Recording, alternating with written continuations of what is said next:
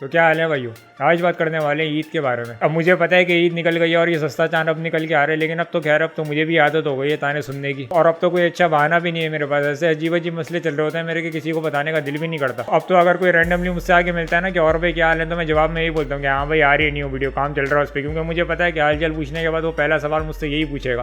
तो सबसे पहले आते हैं ईद की ट्रैफिक के ऊपर, क्योंकि अभी कुछ दिन पहले ईद गुजरी और अच्छा हुआ गुजर गई, क्योंकि अब कराची वालों के लिए ईद पे बाहर निकलने लायक नहीं रहा। अब मैं गलती से ईद पे रात को घर से बाहर निकल गया और मुझे ऐसा लगा कि मैं किसी जंग में आ गया हूँ। मैं परेशान हो गया, ये इतना रश क्यों है, किसने हमला कर दिया कराची पे। फिर गौर से देखा तो पता चला ये तो गैर मुकामियों ने हमला करा हुआ है कराची पे। अभी अगर तुम लोग को हमला करना ही था तो किसी अच्छी जगह पे करते, इधर का वैसी बेड़ा करो वहाँ पे तुम लोग और करने आ गए। और मुझे पता नहीं किसकी बददुआ लगी थी, मैं गलती से यूनिवर्सिटी रोड से होता हुआ चला गया। और एक तो ये यूनिवर्सिटी रोड पे पता नहीं क्या खोद के बना रहे हैं जो बन के नहीं दे रहा, पता नहीं उधर खोद के तेल निकालने या डायनासोर के बच्चे ढूंढ रहे हैं तो ज्यादा खोद के खुद दफन होने जा रहे हैं, पता नहीं समझ में नहीं आ रहा। और उसी रोड पे सफारी पार्क भी है, और भाई ईद पे तो लोग ट्रक भर भर के अपना पूरा खानदान लेके आए वो थे सफारी पार्क। पहले मैंने दूर से देखा, मुझे लगा बकरा ईद की तैयारियां अभी से शुरू हो गई है कि जानवरों के ट्रक आए हुए। फिर करीब जाके देखा तो इंसान नमा कुछ चीजें बाहर आ रही थी ट्रक से। फिर मुझे पता चला कि लोग गाँव से सफारी पार्क ईद बनाने आए हुए हैं। अब मुझे नहीं पता ये सिंधी है, सरायकी है, अफगानी है, मकरानी है, कौन है, लेकिन जो भी हो भाई अपने गाँव वापस चले जाओ, भले किराए के पैसे मुझसे ले लो। साला एनी टाइम कराची में इतना ट्रैफिक होता है, अब तो घर से बाहर निकलने का दिल भी नहीं करता, और निकलता भी हूँ तो ट्रैफिक में अपने आप से लड़ता हुआ जा रहा होता हूँ। एक बार तो ट्रैफिक में कोई बराबर में आगे बोल रहा और भाई बिग फैन। मैंने कहा क्या हो गया भाई, तू होगा फैन? वो बोल रहा भाई मैं भी तो ये बोल रहा हूँ। मैंने कहा हाँ फिर ठीक है, सॉरी भाई, ट्रैफिक ने और पागल कर दिया मुझे।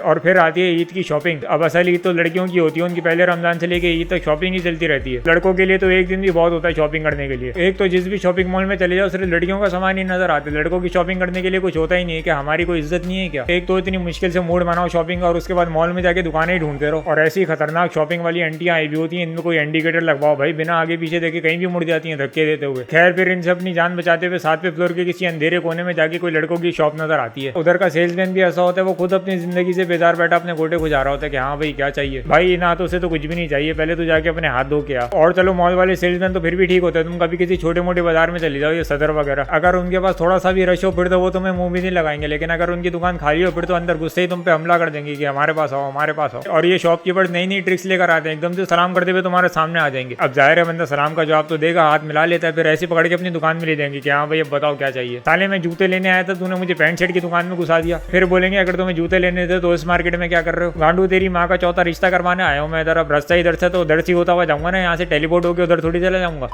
और फिर आते हैं वो नमूने जिनको ईद पे सीपीयू जाना होता है, और ये सीपीयू का नाम बदल के शलवार भी क्यों नहीं रख देते, क्योंकि सी से ज्यादा तो शलवारें नजर आती हैं उधर। मुझे तो याद भी नहीं मैं आखिरी बार सीपीयू कब गया था, लेकिन अगर उसके पास से भी गुजरो तो समुंदर तो नहीं, लेकिन रंग बिरंगी शलवारें चमकती हुई नजर आ जाती हैं। और ईद पे तो उनका ग्रैंड फेस्टिवल चल रहा होता है सीपीयू पे, सारे अपनी चिंची रिक्शा सजा के नई नई शलवारें पहन के स्पीकर लेके पहुंचे वो होते हैं, इनका अपना अलग ही कॉन्सर्ट चल रहा होता है उधर। फिर इनका कॉम्पिटिशन होता है उधर, जिसकी शलवार सबसे ज्यादा चमक रही होती है उसको अवार्ड मिलता है, उसको फिर झांटो कार पहना के उसका वेलकम किया जाता है, और उसको गिफ्ट में मावे और छालिया का डब्बा मिलता है। फिर नहीं मुझे एक बात बताओ, ईद पे क्या तुम लोग के गांव में पानी खत्म हो जाता है जो तुम लोग इधर सीपीयू पे नहाने आ जाते हो? अभी सीपीयू की मछलियां डूब के मर गई हैं तुम लोग की वजह से, अब तो शर्म कर लो तुम लोग भी थोड़ी। अब तुम लोग ने देखा होगा सीपीयू पे छोटे मोटे वेंडर चिप्स और ये कोल्ड ड्रिंक वगैरह बेच रहे होते हैं, क्योंकि वहाँ पहले फैमिलीज वगैरह आया करती थी। अब कुछ टाइम बाद देखना वही लोग ठेलों पे रंग बिरंगी शलवारें बेच रहे होंगे सीपीयू पे, शलवारों का संडे बाजार लगा करेगा उधर। अब जाहिर है वहाँ पे जो कस्टमर की डिमांड होगी वही चीज बिकेगी ना। अगर तुम्हारा भी कोई दोस्त ईद पे सीपीयू जाता है ना तो उसको टैग कर देना इस वीडियो में, और उसके बाद उसको ब्लॉग भी कर देना।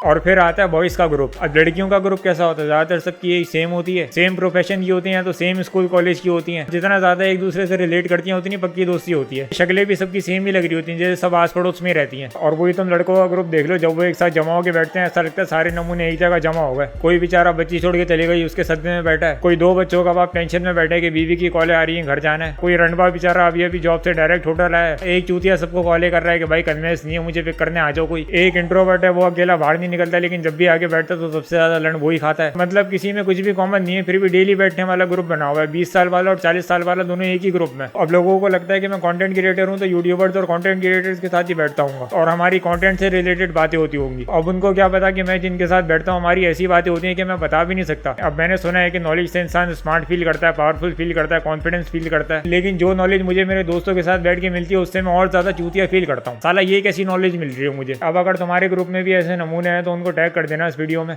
और फिर आती हैं ईद पे ईदी मांगने वाली लड़कियां। अब इनका सही है, इनको कोई शर्म भी नहीं आती ईद पे रैंडम लोगों से ईदी मांगते हुए। नहीं तू है कौन, तू क्या मेरे फुफड़ की बेटी है जो मुझसे ईदी मांग रही है? अबे हमने थोड़ी बोला था कि तुम अपना सारा पैसा ईद की शॉपिंग में उड़ा दो और उसके बाद हमारे पास आ जाओ तुम रिकवरी करने। और अगर तुम किसी रैंडम बंदे से ईदी मांग रही हो तो ये बात याद रखना कि उसको भी बदले में कुछ चाहिए होगा, फिर वो देने के लिए भी तैयार रहना। फिर ये बोलती है तुम तो दोस्त हो, दोस्त को ईदी नहीं दोगे। एक तो ये जितनी भी मेरी ऑनलाइन दोस्त बन के बैठी हुई है, बहन इस गलतफहमी से बाहर आ जाओ। ऑनलाइन वाले किसी भी दोस्त को मैं रियल नहीं समझता। हाँ, जिसको रियल लाइफ में जिंदा सामने सांस लेते हुए देखा ही नहीं है उससे दोस्ती कैसे हो सकती है भाई? अगर मैं ऑनलाइन किसी से बात कर रहा हूँ ना तो उसका सिर्फ एक ही रीजन है कि मैं बोर हो रहा हूँ और कुछ करने को है नहीं मेरे पास, इसलिए तुमसे बात कर रहा हूँ। और ये सिर्फ ऑनलाइन दोस्तों की बात कर रहा हूँ मैं, फैंस की नहीं, क्योंकि फैंस तो मुझे डेली मिलते रहते हैं ना जब भी मैं घर से बाहर निकलता हूँ। हाँ, वो तो जिंदा चलते फिरते नजर आते हैं ना मुझे। एक दो को तो मैंने ऐसे ला के चेक भी करा था कि हाँ भाई जिंदा हो, वो तो जिंदा थे। लेकिन कोई आज तक ऑनलाइन दोस्त तो नहीं मिला मुझे जिससे मुझे मिलकर बोला कि और भाई क्या हाल है, मैं तुम्हारा ऑनलाइन वाला दोस्त हूँ। तो ये ऑनलाइन दोस्ती वाली गलतफहमी तुम लोग अपने पास ही रखो। अगर कोई ये बोलती कि फैन हूँ ईदी दे तो फिर तो मैं उसको दे भी देता, लेकिन जो फैन होती है वो ईदी मांगती नहीं है, बल्कि वो उल्टा मुझसे बोल रही होती है कि भाई एक काम कर, तू हमसे ईदी ले ले, बस वीडियो डाल दिया कर अपनी टाइम पे। तो अब अगर हिम्मत है तो उनको टैग कर देना जिसने भी तुमसे ईदी मांगी हो इस ईद पे।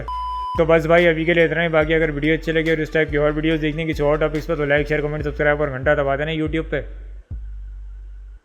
बाकी मिलते हैं फिर।